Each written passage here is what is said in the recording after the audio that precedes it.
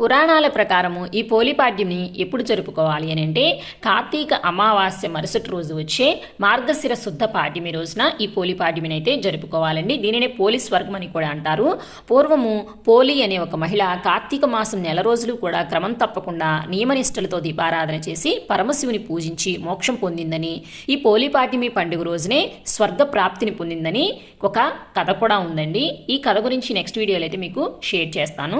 అలాగే కార్తీక మాసంలో ఏ రోజు కూడా దీపాన్ని వెలిగించడానికి కుదరకపోయినా కూడా ఈ పోలిపాడ్యమి రోజున దీపం వెలిగించి నీటి ప్రవాహంలో కనుక వదిలినట్లయితే ఆ మాసం అంతా కూడా దీపారాధన చేసిన పుణ్యఫలం అయితే కలుగుతుందండి.